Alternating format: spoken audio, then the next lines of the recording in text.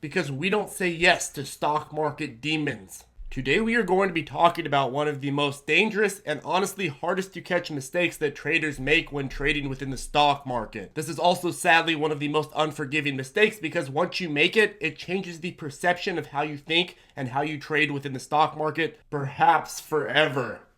But without being overly dramatic, this is, in my opinion, the single biggest reason that most traders fail. And this mistake is none other than random reinforcement. So random reinforcement, this is when a trader brings a bad technique or bad habit to the market, and by chance it happens to work and they make money. This makes the trader believe that he or she is becoming a better trader using this skill, when in fact they are not. It also convinces them to accept this new skill as useful and further develop their skill set with this particular bad skill in its foundation. There's also the flip side of this coin where a trader brings a good technique or good habit to the market and by chance it doesn't work the first time they try it. This negative reinforcement from the market makes this trader believe that this skill is not useful, and then they just throw it out even though it would make them more profitable in the long run. So before we get more into this, the only thing I ask of you in return for helping you avoid this dangerous mistake is that you hit that beautiful and ravishing like button, and also don't forget to subscribe for more short, sweet, and simplified videos on how to trade the stock market. Okay, so let's go ahead and take a look at how random reinforcement happens. You're cruising online, you're looking through old price action, whatever, and you happen upon a new trading technique. You then bring that to the market and boom, the first time you use it, you make money. That's how the positive reinforcement cycle starts. That first positive success reinforces to your mind that yes, this trading technique, it might be valuable to me in the future. But you are still cautious at this stage. You know better. So you bring it to the market again the next day. And then boom, by chance, it works again. Now you are even more reinforced. You are twice as much reinforced as you were the day before. So you keep testing it, and by chance, or perhaps because of other unknown commonalities, it just continues working. But as we know, trading is an odds game. And just because one technique or strategy works a series of times doesn't necessarily mean that it is a good strategy. And it doesn't even necessarily mean that your success using that strategy wasn't just random luck. There's a certain odd that you're going to win and there's a certain odd that you're going to lose when it comes to any position. So just because you won a series of times, that doesn't necessarily mean that it's a winning strategy overall. And thus your success with this new strategy on the first few trades is really just that. It worked on the first few trades. Doesn't say anything about the future trades. It just says that, hey, look, this worked on the first few trades. I'm going to continue testing it. Do not assume automatically that this is going to work forever. This is just something that so far has worked. But the sample size is too small to really get an accurate picture if it's going to work over the long run. But your subconscious, it doesn't know that. It is wired to run away from the bad and run towards the good. And maybe you know this, so you keep testing it, and some of the time that you test it, it actually doesn't work. But then you rationalize it away to yourself, saying, oh, I guess I just didn't execute it correctly this time. Or even worse, you may assume that the problem isn't this new technique, but rather something else in your skill set, and rethink the good habits and practices that you already do. So each time this new technique gets reinforced as good, you get this little warm, jolly feeling. And this gets warmer and warmer, and it gets reinforced time after time. Now, granted, if this strategy that you're employing is really out of whack, it probably won't get randomly reinforced for very long. But even if your strategy is true 30% of the time, you may find yourself assuming that, hey, maybe it's true 80% of the time, and that even though you don't win 80% of the time, you'll just rationalize it by saying, oh, I just goofed and didn't follow the strategy correctly. And this will further reinforce the effectiveness of the strategy in your brain, even though it's not effective to begin with. And soon you'll start adding parts of this new strategy to your other strategies and adjusting your entire trading strategy revolving around this new technique that you found. You'll soon find that the strategy that you thought was so great has spread like a virus and infected all of the other strategies as well as your overall trading outlook. And the worst part is that you'll be extremely confident that you know exactly what you are doing because of all that positive reinforcement that you got. Now, with that being said, I'm about to share a personal example of how this happened to me and how I was able to overcome it personally. But before I do this, I do want to make sure that you will not listen to the demon that is random reinforcement in the market. If you understand this, I encourage you to comment below.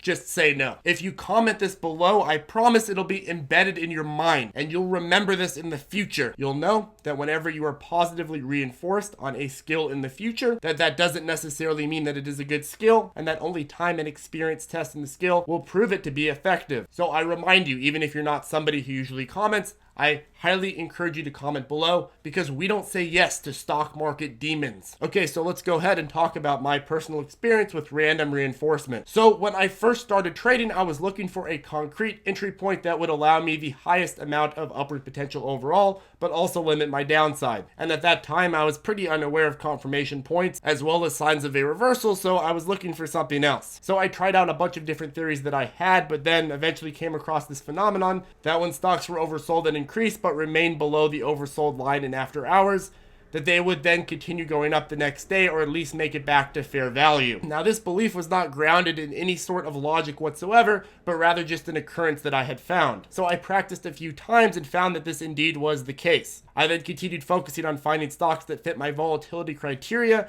but would only allow myself to actually buy in if it dipped to oversold and then ran up partially in the after hours. I repeatedly found this valuable and was reinforced 8 out of 10 times or so. Now, I would scan every day after hours to find positions that were not just oversold, but also increasing in that period. Now, the problem with this wasn't so much that I was scanning for oversold stocks that were showing signs of a reversal, but rather that I would quite simply use after hours run-ups as a be-all, end-all method of deciding whether or not to enter a position. Obviously, this is a highly flawed strategy and has lots of issues with it. But this is what I was doing at the time. And it didn't even matter to me, like as long as it ran up in the after hours.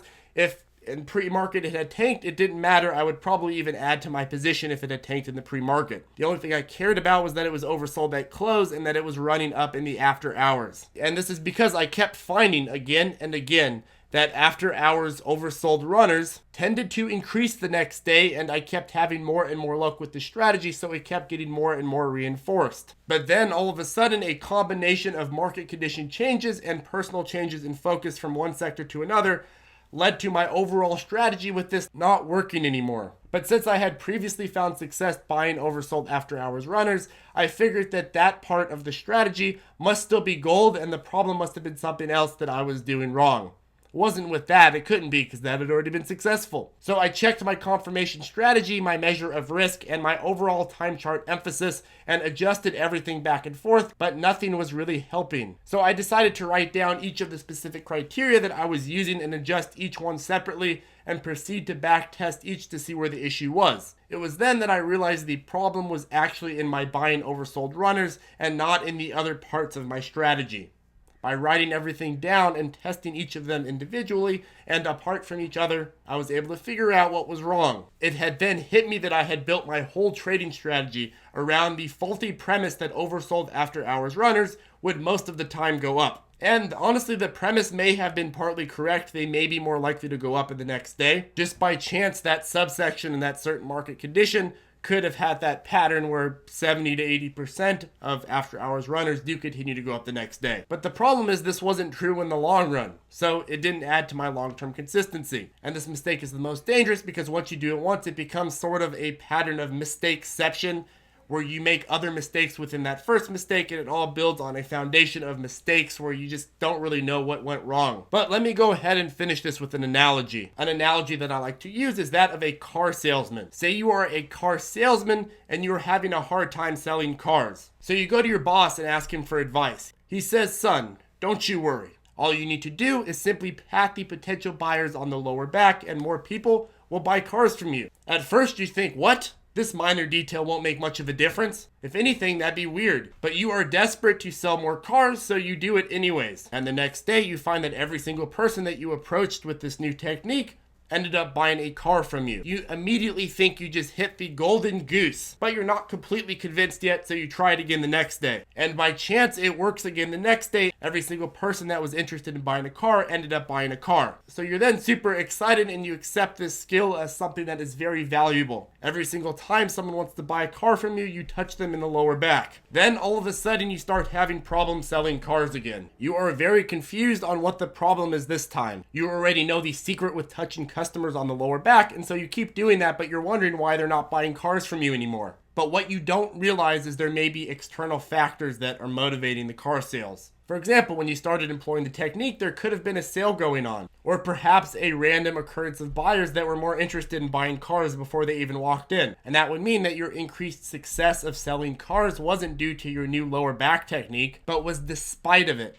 But because that random reinforcement happened right after you started employing the lower back technique, it was reinforced and you assumed that that was the reason that you were selling more cars.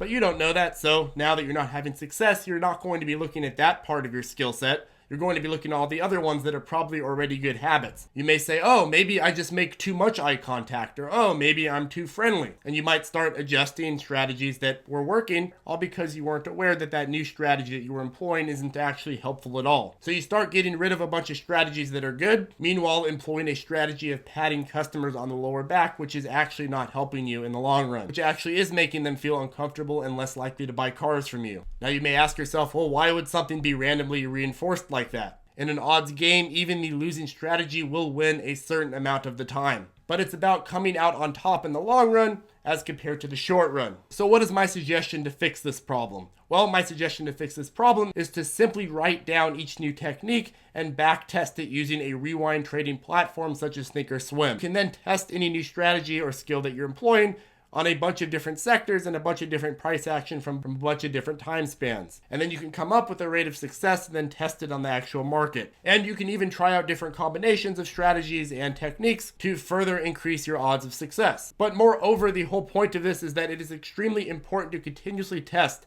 out all of your trading techniques and make sure that they are still relevant to the current market conditions. Much like old cars occasionally need new parts, your trading style can use some adjustments from time to time. Anyways, I hope this video was helpful for you. If you have any questions, do not hesitate to reach out below or join our Facebook group, ZipTrader Circle. We also have a trading tutorials playlist, so if you're completely lost on where to start, you can get started there. Anyways, have a great day, folks, and I'll see you in the next video.